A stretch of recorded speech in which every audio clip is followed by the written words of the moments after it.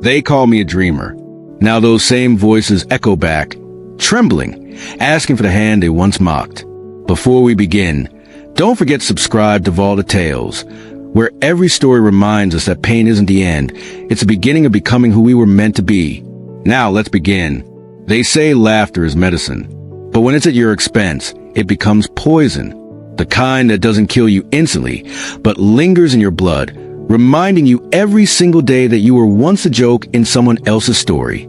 My name is Ethan Cole, and I learned early on that people love to laugh at what they don't understand. Back then, I wasn't the man I am now. I was just a kid from a small neighborhood, the kind where dreams are treated like diseases, and ambition sounds like arrogance. My clothes were secondhand, my confidence fragile, and my world smaller than my own reflection. Every Friday night, I'd sit with a notebook at the local diner, sketching business ideas, app concepts, little sparks that no one took seriously. And every Friday night, my so-called friends Jake, Miles, and Brandon would show up, order beers, and laugh. Jake was the loudest. He always was.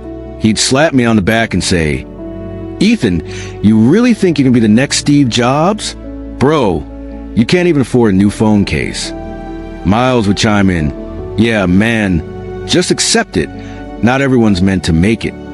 Some of us are just average." And Brandon, the one I once trusted most, would smirk and say, "Don't take it personal, bro. We just don't want to see you get hurt chasing something that's never going to happen." But what they didn't realize was that their laughter was the spark. Every insult, every chuckle, every sarcastic pat on the shoulder, they built something in me that no degree or mentor ever could. That night, I remember going home to my small apartment, the one with peeling paint, a flickering bulb, and a constant drip from the bathroom sink. I stared at the ceiling for hours, my mind replaying their laughter on a loop. I could have given up, but instead I wrote something down. 5 words. One day, they'll regret it. That became my mantra. Every morning before work, I'd whisper it. Every night before sleep, I'd repeat it. Life didn't make it easy. I worked a dead-end job at a copy shop, earning barely enough to keep the lights on. The printer noise became my soundtrack. The smell of ink and paper, my constant reminder that I was printing other people's dreams while mine gathered dust in my notebook. Still, I never stopped. I taught myself code after hours. I watched online courses until my eyes stung. I learned about marketing, design, branding, anything that could help me build the vision I saw in my head. But dreams demand sacrifice. While others went out drinking, I stayed in. While they chased comfort, I chased purpose. And when I finally gathered enough courage to share my startup idea again, they laughed harder than ever. It was my 24th birthday. We were all at Jake's place, music, drinks, fake smiles. I told him about my idea, a digital platform that would connect small creators with brands, a way for underdogs like me to get noticed. Jake snorted, "Bro, no offense, but you couldn't even sell lemonade when we were kids." Miles added, "You think you can build a company when you can't even pay rent?" And Brandon, the one who'd been like a brother, looked me dead in the eye and said, "Ethan, you're not built for that world. Some people are meant to dream. Others are meant to watch." That one cut deep because it didn't come from hate. It came from belief, or rather, the lack of it. That night, I didn't drink. I didn't even say goodbye. I just left, walked 3 miles home under the rain, soaked to the bone. When I got inside, I looked at myself in the mirror, water dripping down my face, blended with the tears I refused to admit were there. And I said it again, louder this time. One day, they'll regret it. That was the night Ethan Cole, the dreamer they laughed at, died. And the man who built empires was born. The next few years were brutal. I failed more times than I could count. My first app crashed. My first investor backed out. My second one ghosted me. I lived on noodles and black coffee, sleeping 3 hours a night, coding till my fingers cramped. But I refused to quit, because somewhere deep inside, I knew this pain was temporary. And when it ended, I wouldn't just rise. I'd reign. There's something poetic about failure. It doesn't destroy you. It shapes you if you let it. And I let it carve me into something unrecognizable. By the time I turned 28, I had launched CreatorLink, the very idea they mocked. At first, it struggled, but slowly, small creators started joining. Then brands noticed. And then one viral campaign changed everything. Overnight, CreatorLink exploded. Investors lined up, journalists called, and for the first time, I wasn't the one chasing opportunity. Opportunity was chasing me. Within 2 years, CreatorLink was valued at $80 million. The same kid they laughed at, now had offices in 3 cities, employees who believed in him, and a story that inspired thousands. But deep down, a part of me was waiting for the day they'd come back. That day came faster than I expected. It was a Tuesday morning when I received a LinkedIn message from Jake. "Hey bro, long time no see. Congrats on your company, man. I've been trying to break into tech. Wondering if you're hiring. Would love to catch up." For a second, I just stared at the screen. Then I smiled, not out of spite, but irony, because the universe has a dark sense of humor. I didn't reply immediately.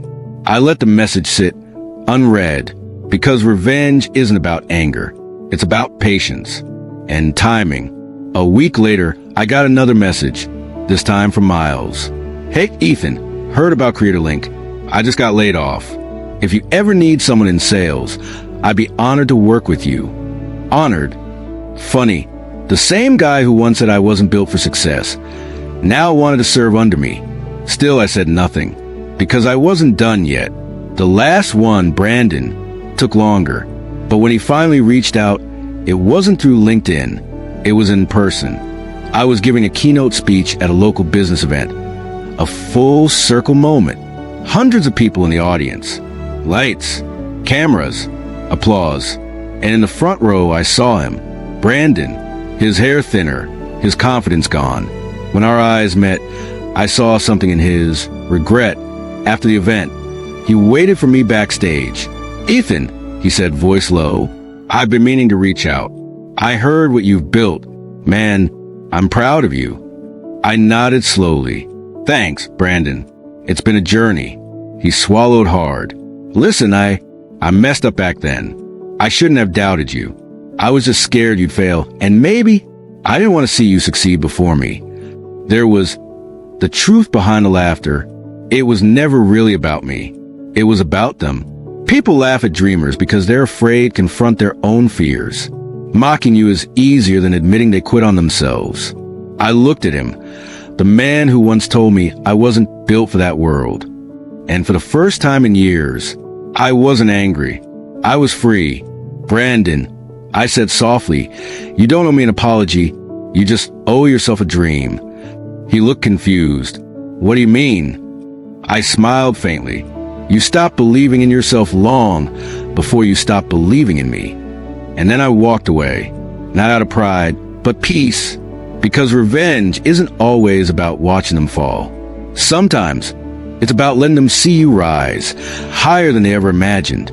After that night at the conference, something shifted inside me. For the first time, I realized that revenge wasn't about proving them wrong anymore. It was about proving myself right. But life has a way of testing your peace, especially when you found it. A few months later, I got an email that made my stomach drop. It was from a bank. The subject line read, "Loan request from Brandon and Company." At first, I thought it was a mistake. But when I opened it, I saw his name, Brandon Taylor. He was applying for a business loan through CreatorLink Capital, a funding branch that my company had quietly acquired months earlier. The irony hit like thunder. He was asking my company for a loan to build his dream. For a while, I didn't know how to feel. Pride? Amusement? Justice? Maybe all three. I decided to meet him. Not as the kid he once laughed at, but as the man who now held the power he used to mock. We met at a downtown cafe, the same one we used to hang out in during our college days. He looked older, worn, like life had been gnawing at him from the edges. His once confident voice trembled as he spoke. "Ethan," he began, forcing a smile, "it's surreal sitting here with you. You've really built something incredible." I nodded. "Thank you. So tell me, what brings you here?" He leaned forward, his hands clasped tight. "I started a small digital agency a year ago, But clients are hard to keep. Cash flows tight. I need funding to stay afloat. I studied him quietly, letting his words hang in the air. The same man who said I wasn't built for success, now sitting across from me, asking for help to survive in the same industry I dominated. I didn't gloat. I didn't even smile. I simply said, I'll think about it. But as he left, I couldn't shake the thought. This is it. The universe was handing me the script, and I had the pen. That night, I sat in my penthouse apartment, floor-to-ceiling windows overlooking the city. The same skyline that once seemed unreachable now blinked beneath me like a conquered kingdom. I poured myself a glass of scotch and stared at the reflection in the glass. Success looked good, but it also felt lonely. Every victory had come with a price. Sleep, peace, love, all traded for the empire I'd built. And yet, there was one thing that kept me going: closure. So, I drafted an email to Brandon. Brandon, I've reviewed your application. I can't fund your business, but I'll offer you something better. A position at CreatorLink. A fresh start. Ethan, it wasn't revenge. It was a mirror, an invitation for him to see what humility felt like. He accepted. When Brandon joined the company, the air around him was heavy, part shame, part awe. He started at the bottom, managing small creator accounts. And every day, he had to walk past the name Ethan Cole engraved in gold on the glass wall of the executive office. Sometimes I'd catch him glancing at it, his eyes distant, haunted. He never complained, never tried to talk about the past again. Maybe he was trying to make peace with it, or maybe he was just surviving in the world of the man he once doubted. Either way, I let him, because some lessons teach themselves better in silence. A few months later, Jake reached out again. But this time, it wasn't a message. It was desperation. He had been fired from his sales job and evicted from his apartment. The same guy who once called me a wannabe entrepreneur was now sleeping on a friend's couch.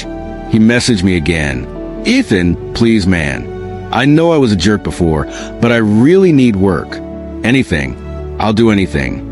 I sat there, staring at the screen, remembering all the nights they laughed while I stayed up working. All the pain, humiliation, and loneliness they never saw. And then I remembered what my father once told me before he passed. Son, the best revenge isn't making them suffer. It's making them wish they believed. So I hired him, not out of pity, but purpose. Because revenge isn't about crushing others. It's about showing them the way to their own disbelief. The day Jake walked into CreatorLink for the first time, he froze. Every corner of the office screamed success. Marble floors, glass panels, people who spoke my name with respect.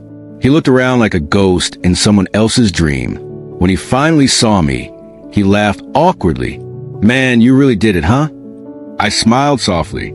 You sound surprised. He scratched his head, eyes wet. I shouldn't be. You were always a crazy one, the kind that doesn't stop until the world listens. I didn't reply, because the silence said everything. I gave him a modest role, same as Brandon. Two men who once laughed at me, now working beneath the dream they mocked. Fate has a strange sense of poetry, but life wasn't done yet, because the last piece of the story, Miles, was about to enter. I hadn't heard from him since that birthday party, until one night, I got a message from his wife. She said he'd been struggling, mentally, financially, emotionally, that the man who once had everything had lost it all. Her message ended with, he talks about you a lot, says you were right, says he wishes he believed. I sat in silence for a long time. People see revenge as fire, burning, consuming, fierce. But in that moment, I realized it can also be quiet. A mirror held to those who laughed at you until they see what their laughter cost them. I didn't reach out to Miles, not because I hated him, but because sometimes silence is mercy. Months passed. The company grew beyond anything I could have imagined. CreatorLink became a global name. I started mentoring young entrepreneurs, kids who reminded me of the version of myself everyone doubted. And every time I spoke on stage, I saw a reflection of my past in their eyes. Fear, hope, hunger. One day after a conference, a young man approached me. He said, "Sir, Everyone told me I'd fail. They said I was delusional for trying. But hearing your story, it gives me hope. I placed a hand on his shoulder and smiled. Let them laugh, I said. It's easier than admitting they're afraid. Because I knew something now. Their laughter was never the problem. My belief was the answer. A few weeks later, I hosted a company gala, celebrating 5 years since CreatorLink's launch. The room was filled with investors, creators, media, and my old friends. All 3 of them. Jake, Brandon, and even Miles, looking humbled, quiet, changed. They stood in the corner, watching as I gave my speech. I spoke not about revenge or success or power, but about belief. How the world will always laugh before it applauds. How mockery is often the prelude to admiration. When the applause faded, I caught their eyes. Jake nodded, Brandon smiled faintly, and Miles, he wiped a tear.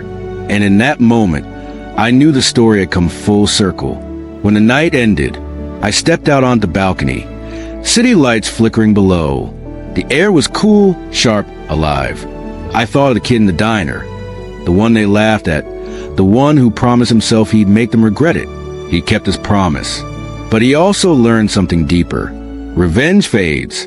Legacy lasts. I closed my eyes, took a deep breath, and whispered the words that had carried me for years. One day they'll regret it, then smiled and added, but I won't. You'd think that success erases the scars. But it doesn't. It only hides them behind gold-plated trophies and polite smiles. Every morning when I walked into my office, people saw a man who had made it, but I still saw the boy sitting alone at that diner table, surrounded by laughter that wasn't kind. I carried him with me, like a ghost who refused to leave even after he'd won. For a while, I tried to ignore it. But the truth is, revenge doesn't end when you rise. It ends when the pain stops mattering. And mine still did. It began with a call from my assistant one afternoon. She said, "Ethan, there's someone downstairs asking to see you. Says it's urgent." I frowned. "Who is it?" "A woman named Lena Taylor. Says she's Brandon's wife." The name hit like a quiet knock on an old door I'd locked years ago. I hadn't thought much about Brandon lately. He was still at CreatorLink, still polite, still careful never to cross any lines. I told her to send Lena up. When she walked in, I barely recognized her. Eyes tired, voice soft, clutching a worn-out envelope.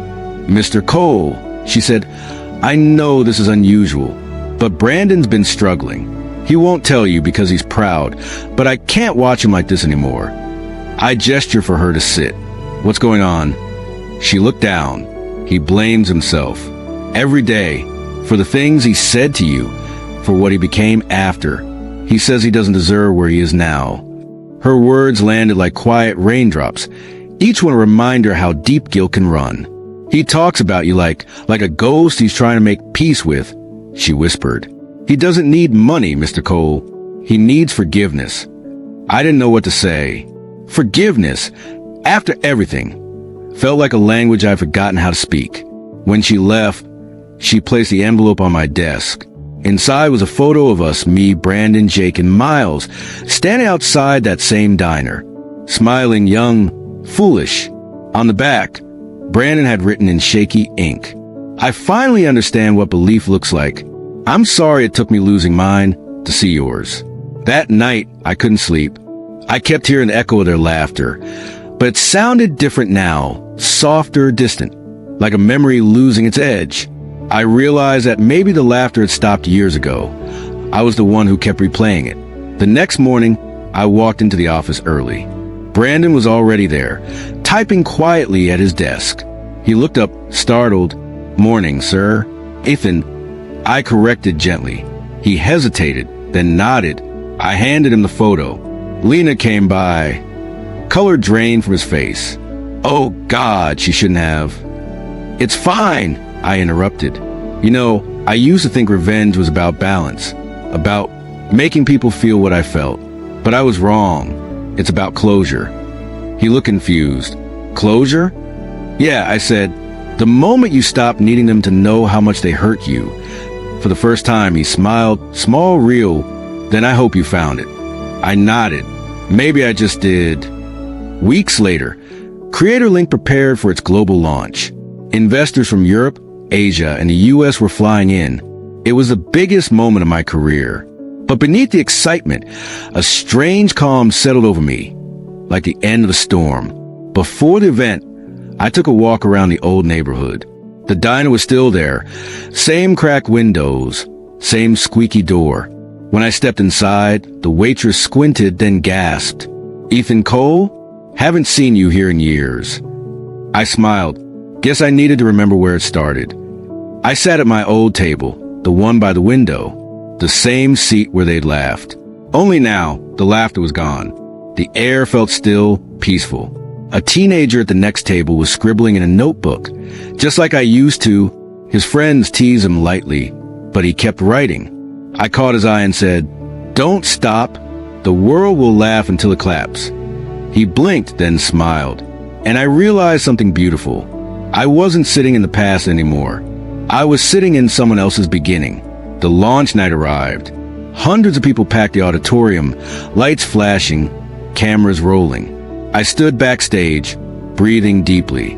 This wasn't about revenge anymore. It was about redemption. When I walked out, the applause was thunderous. For a second, I froze, not from nerves, but from gratitude.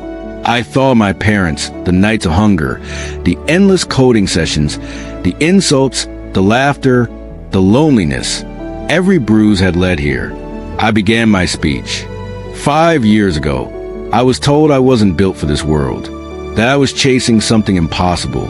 But what they didn't know is that every no I heard became a brick in the road to yes, and every laugh became a spark. Tonight isn't about proving anyone wrong. It's about showing what happens when belief refuses to die. The crowd erupted, but all I could think was how quiet the laughter had become. After the event, I stepped into the night air. That's when I saw him, Miles. He looked fragile but alive, standing by the streetlight. When our eyes met, he smiled weakly. "I couldn't miss it," he said. "You did it, man. You really did." I walked toward him. "You okay?" He nodded. "Getting there. Therapy helps. I had to face a lot of things I buried, including you." I placed a hand on his shoulder. "You don't owe me anything, Miles." He shook his head. "Maybe not, but I owe myself forgiveness for not believing." I smiled. "Then start there." As he walked away, I realized the circle was finally complete. The laughter, the betrayal, the revenge, all of it had brought us here, to peace. The following year passed like a dream I didn't want to wake from. Creator Link had become more than a company. It was a movement. And yet, when success finally stopped feeling like a chase, I began asking myself a question I'd avoided for years. What now? I'd proven them wrong. I'd turned pain into empire. But when the noise faded and the office lights dimmed, I was still left alone with the echo of who I used to be. One night, I found myself driving without a destination. The city glittered like a galaxy beneath me, but I wasn't chasing stars anymore. I ended up at the hill overlooking our old high school, the same place where dreams had once been laughed out of existence.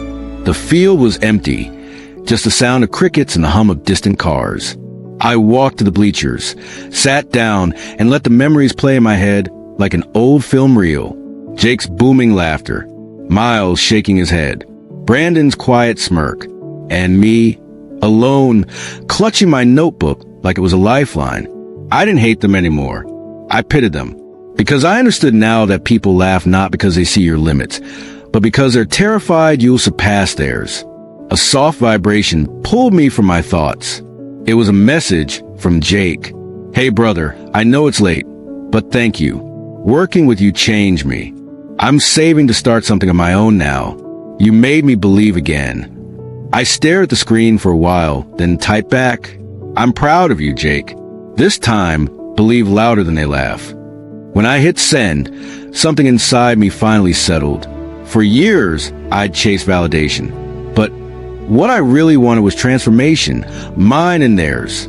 A few months later, I was invited to speak at a university commencement ceremony. Hundreds of graduates, wide-eyed and full of hope, waiting to hear something that might make the world make sense.